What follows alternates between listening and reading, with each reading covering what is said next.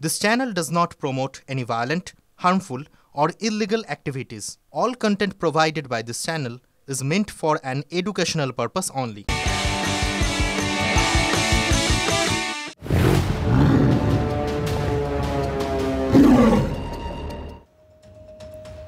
নমস্কার, দেখছেন টিভি9 বাংলা। আপনাদের সঙ্গে রয়েছি আমি তন্নিষ্ঠা। এই মুহূর্তে একটা খবর দিয়ে আপনাদের চমকে ওঠার মতো, কারণ এবার স্যালাইন বিভ্রাটের বলি প্রসূতি। মেদিনীপুর মেডিকেলে প্রসূতি মৃত্যু ঘিরে তুলকালাম।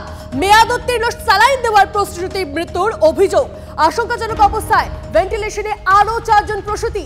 ওই ব্যাচ নম্বরের স্যালাইনগুলি ব্যবহার বন্ধ করা হয়েছে। পরীক্ষার জন্য নমুনা পাঠানো হয়েছে সেন্ট্রাল ল্যাবে, জানানো হয়েছে মেদিনীপুর মেডিকেলের তরফে।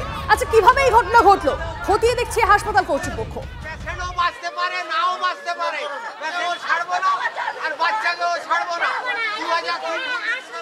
বাচ্চাটা ভালো আছে, মায়েরই অসুবিধা। ভুল চিকিৎসায় আমাদের পেশেন্টটা মারা গেল। স্যালাইনটা ডেট ফেল ছিল, আমরা যতদূর শুনেছি স্যালাইনটা ডেট ফেল ছিল। আমরা জানতে পেরেছি, ওটা আমরা চার্জও করেছিলাম ডাক্তারবাবুরাকে। ওরা বলছে না, আমরাকে সরকার যেটা পাঠাচ্ছে আমরা তোমরাকে খালি দিইনি, এটা পুরো হসপিটালটা চলছে। বলছে স্যালাইনের কোনো দোষ নেই। আমরা ন্যায্য বিচার চাই। এভাবে আমাদের পেশেন্টটাকে মেরে দিলে দুধের শিশুগুলোকে আমরা মানুষ করবো কি করে? আমরা তার উত্তর চাই সরকারের কাছ থেকে। হচ্ছিল সেটাও একদম লাল রক্তর মতো কালার দিয়ে, এবারে ওখানে তো আরো যা অন্য পেশেন্টগুলো আছে তাদের ওই একই সমস্যা, যার কারণে আমাদের এই মাত্র কিছুক্ষণ ঘন্টাখানেক আগে জানতে পারলাম যে আমাদের পেশেন্ট পার্টির যা আছে বাড়ির লোক, সে ওখান থেকে এসে বলে যাচ্ছে যে এরকম ভুল ট্রিটমেন্ট করেছে, স্যালাইনেতে ইনফেকশন ছিল না, স্যালাইন ডেট কার্ডে যা কিছু একটা হবে, যার কারণে ওই 5টা পেশেন্টের একই অবস্থা সকলের। ভুল স্যালাইন দেওয়া হয়েছে। হ্যাঁ, ভুল স্যালাইন বলতে স্যালাইনের ভিতরে কিছু গন্ডগোল কিছু একটা আছে, ওই স্যালাইন থেকেই অসুস্থটা হচ্ছে। আলোচনা করছিল ওই যে স্যালাইন, ভুল স্যালাইন দেওয়ার জন্য বলছে যদি মার খেয়ে এলো, মানে পেশেন্ট পার্টিরা শুনছে মারে তো মার খেয়ে এলো, মানে ডাক্তার ভুল চিকিৎসা করে নিজেরাই জানে সবকিছু জেনে বলছে আমাদের মার খেয়ে এলো।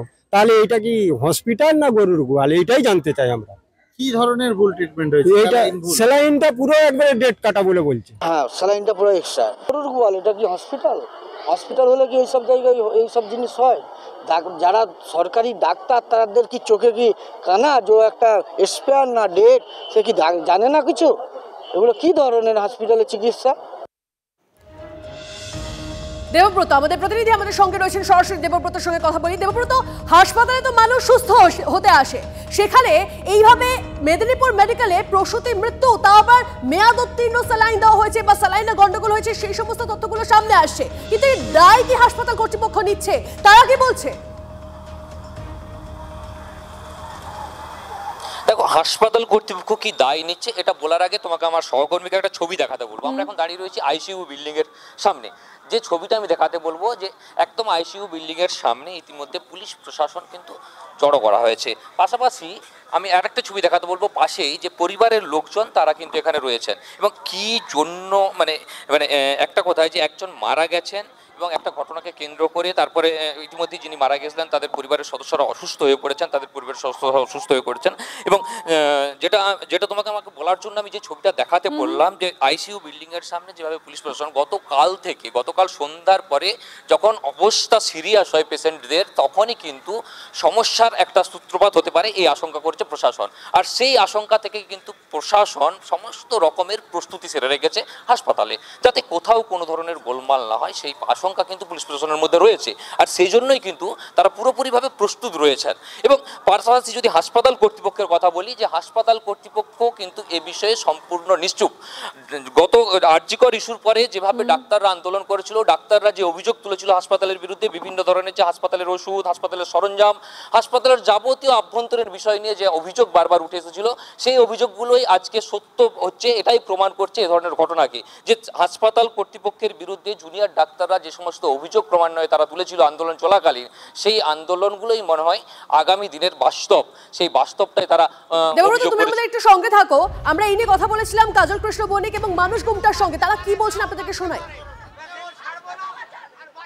যে অভিযোগ আমরা শুনলাম, সব ভয়ঙ্কর সব অভিযোগ, এবং এটাও ঠিক যে সরকার আগুন নিয়ে খেলছে। এই সেলাইন নিয়ে অনেকদিন ধরে বিতর্ক চলছে। আমরা জানি বাইরের রাজ্যে আমাদের এই সেলাইন সাপ্লাই হওয়ার পরে বেশ কিছু মাতৃমৃত্যুর ঘটনা আমাদের চোখের সামনে এসেছিল। সাম্প্রতিক উত্তরপ্রদেশেও নাকি এরকম ঘটনা ঘটেছে। আমাদের রাজ্যে নানা জায়গাতে এই মানে সেলাইন ব্যবহারের অসুস্থতা এইটা আমাদের নজরে এসেছে। এরপর সেই কোম্পানিকে ব্যাকআউট করা হবে না, ব্যান করা হবে না, এটা কেন হলো? এই প্রশ্নের জবাব কি সরকার দেবে? আমাদের ওষুধপত্র সে স্যালাইনই হোক আর ইঞ্জেকশনই হোক সাম্প্রতিককালে নানা রকম প্রশ্নের সম্মুখীন করে দিয়েছে।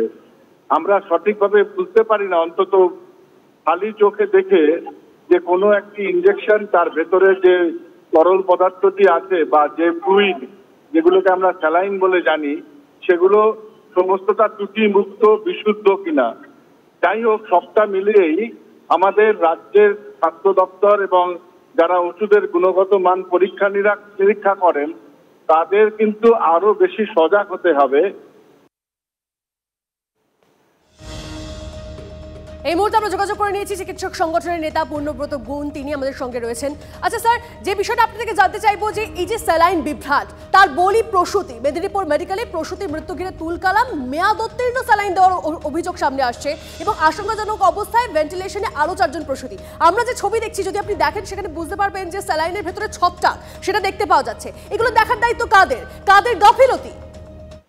এই গাফিলতি যদি বলেন যে যিনি স্যালাইনটা লাগিয়েছিলেন তার এটা করে নেওয়াটা উচিত ছিল, দেখে নেওয়াটা উচিত ছিল, কিন্তু সবসময় সরকারি হাসপাতালে যে সংখ্যায় রোগী পিছু নার্স থাকেন তারা হয়তো মিস করেছেন, কিন্তু এর পেছনে যদি বলেন তাহলে এর দায় হচ্ছে স্বাস্থ্য দপ্তরের।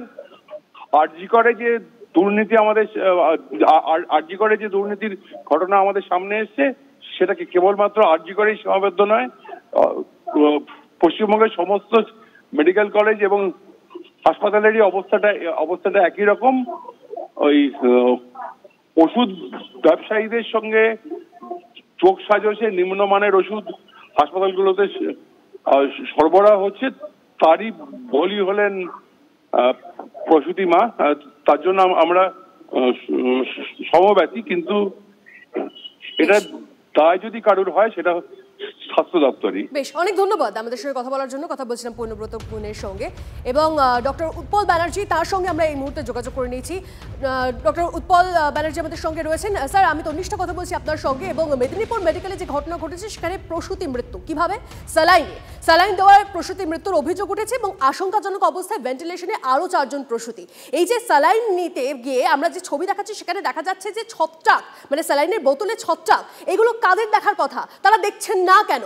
এইভাবে প্রসূতি মৃত্যু হচ্ছে, এই ঘটনা তো ভয়ঙ্কর।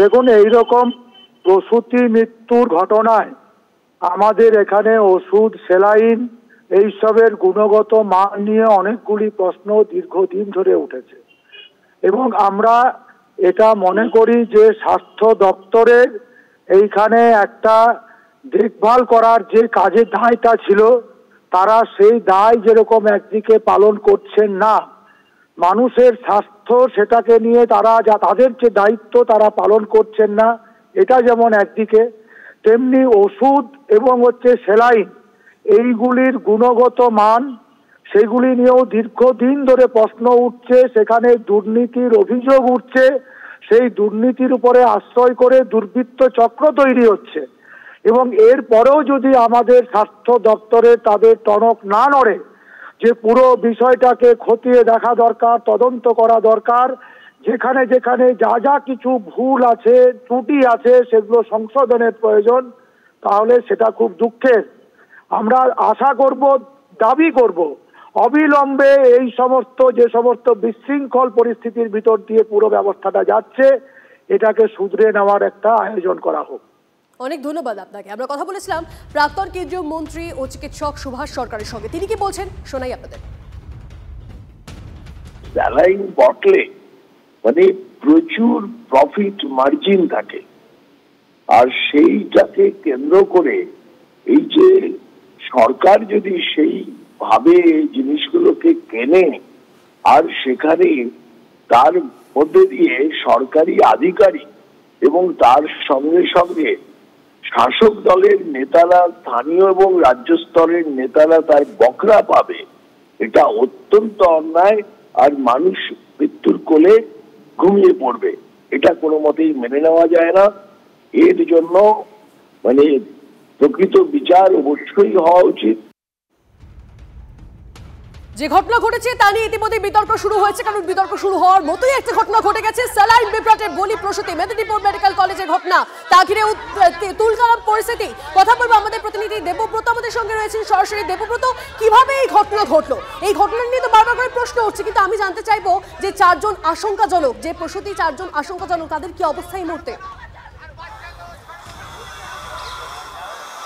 দেখো, যারা আশঙ্কাজনক তাদের অবস্থা কিন্তু সংকটজনক বলা যেতে পারে। জমে আর মানুষের টানাটানি চলছে, এরকম এটা বলা যেতেই পারে। কেননা যেভাবে গতকাল সন্ধ্যার পর থেকে তাদেরকে আইসিইউতে ট্রান্সফার করা হচ্ছে এবং তারপরে ক্রমান্বয়ে একের পর এক ভেন্টিলেশনে পাঠানো হচ্ছে, এবং তার ফলে কিন্তু অবস্থা কিন্তু তাদের খুব সিরিয়াস। এবং হাসপাতাল কর্তৃপক্ষের কাছ থেকে আমরা বা আভ্যন্তরীণ ভেতর থেকে আমরা যেটুকু জানতে পারছি যে অবস্থা কিন্তু খুবই সিরিয়াস। ইতিমধ্যে একজনের মৃত্যু হয়েছে, আর যে মৃত্যুর ঘটনা নিয়ে ইতিমধ্যে সাধারণ মানুষ বিভিন্ন ধরনের প্রতিক্রিয়া দিয়েছেন। তার পরিবারের লোকজন অভিযোগ তুলছেন হাসপাতাল কর্তৃপক্ষের বিরুদ্ধে।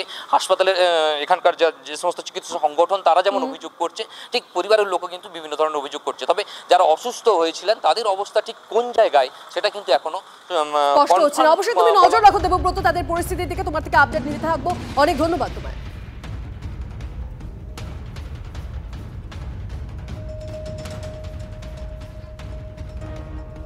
দেখুন, একদিকে যখন সরকারি হাসপাতালে স্যালাইন নেই, মৃত্যু ফাঁদ, তখন অভিষেক বন্দ্যোপাধ্যায়ের সেবাশ্রয় প্রকল্পের হাত ধরে ডায়মন্ড এতটাই চকচক করছে যে ফিকে হয়ে যাচ্ছে রাজ্যের স্বাস্থ্য ব্যবস্থায়। জলপাইগুড়ির একটি কেস স্টাডি আপনাদের দেখাই। সরকারি স্বাস্থ্য ব্যবস্থা ছোট শিশু কন্যার চিকিৎসার ব্যবস্থা করতে পারেনি। 700 কিলোমিটার উজিয়ে ডায়মন্ড হারবারে গিয়ে আশ্রয়ের খোঁজ মিলেছে। এসএসকেএমও পারল না। এমন সুযোগ পেয়ে কটাক্ষ করতে ছাড়ছেন না বিরোধীরা। আমরা এসেছি জলপাইগুড়ি থেকে। আমার মানে মেয়ের হচ্ছে দুটো কানে শুনতে পায় না। এই ছোট্ট শিশু কন্যাই জন্ম থেকে কানে শুনতে পায় না। বাড়ি জলপাইগুড়ি জেলার ময়নাগুড়িতে। সেই জেলা সুপার স্পেশালিটি হাসপাতাল মেয়েটিকে কানে শোনার সুযোগ করে দিতে পারেনি। অসহায় মা বাবা ছুটে আসেন কলকাতায়, রাজ্যের সেরা সরকারি হাসপাতাল এসএসকেএমে। গত বছর জুন মাস থেকে শুরু হয় দৌড়দৌড়ি। জলপাইগুড়ি থেকে কলকাতা, মাসে অন্তত 2-3 বার। ডাক্তার অপারেশনের কথা বললেও যন্ত্রই নাকি নেই, তারিখ পে তারিখ।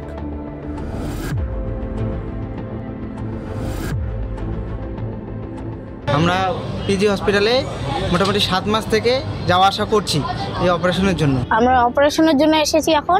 এখন বলছে, মানে ডক্টরও বলছে আর কি, পিজি হসপিটালে যে ককলিয়ার ইমপ্ল্যান্টের যে মেশিনটা, সেই মেশিনটা অ্যাভেলেবেল নেই। শেষে 700 কিলোমিটার উঁচিয়ে ডায়মন্ড হারবারে হাজির হয় শিশুর পরিবার। তৃণমূল সাংসদ অভিষেক বন্দ্যোপাধ্যায়ের সেবাশ্রয়ে ক্যাম্পে চোখ কান গলার ডাক্তার দেখানোর পরই বড় প্রাপ্তি। শিশুকন্যার অস্ত্রোপচারের দায়িত্ব নিজেই নিলেন স্বয়ং অভিষেক। পরিবার আশ্বাস পেয়েছে দ্রুত শিশুর কানে যন্ত্র বসবে। আমি ফেসবুক এবং ইনস্টাগ্রামে দেখলাম এখানে ক্যাম্প হচ্ছে, দাদা ক্যাম্প করাচ্ছে ডায়মন্ড হারবারে। তো সেই ক্যাম্প দেখে আমরা এখানে আসলাম। তো ডক্টর বলেছে আমাদের মেশিনের ব্যবস্থা করে দিবে, এবং যে ডক্টরকে আমরা এখনই দেখালাম উনি আমাদের আর কি বাচ্চার অপারেশনটা করিয়ে দিবে বিনামূল্যে। ওই বাচ্চার বিনা পয়সার চিকিৎসা এবং অপারেশন করে দেওয়া যায়, সেটা অভিষেক যে দায়িত্ব নিয়েছেন, এবং এই যে ফ্যামিলি, এই ফ্যামিলিও খুব খুশি। অপারেশন হয়ে গেলে আমি যথেষ্ট খুশি হয়ে যাই। আমার মতো খুশি কেউ হবে না মনে হয়। মোদ্দা কথা, রাজ্যের স্বাস্থ্য ব্যবস্থা যা পারেনি সেটাই করে দিচ্ছে অভিষেকের সেবাশ্রয়। একই সমান্তরাল স্বাস্থ্য মডেল অভিষেকের ডায়মন্ড হারবার মডেল কি স্বাস্থ্য ব্যবস্থার বেহাল দশায় বেআব্রু করে দিল না? রাজ্য রাজনীতিতে জোর চর্চা, তৃণমূল সরকারকে বিঁধছেন বিরোধীরা।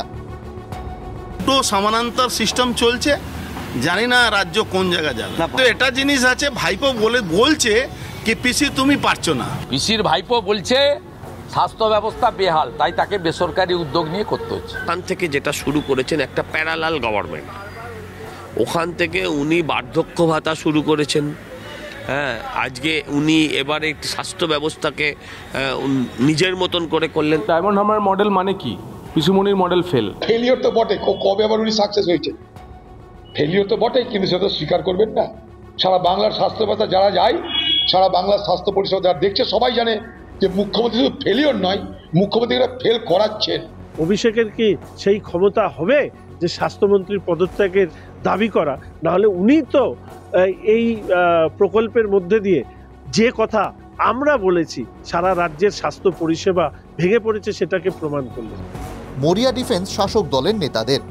কোভিডের সময়ও অভিষেক বন্দ্যোপাধ্যায় তার সংসদীয় ক্ষেত্রে doctors on wheel, mass vaccination, একদিনে সবথেকে বেশি কোভিড টেস্ট, এগুলো করে তিনি একটা মডেল তৈরি করে ফেলেছিলেন।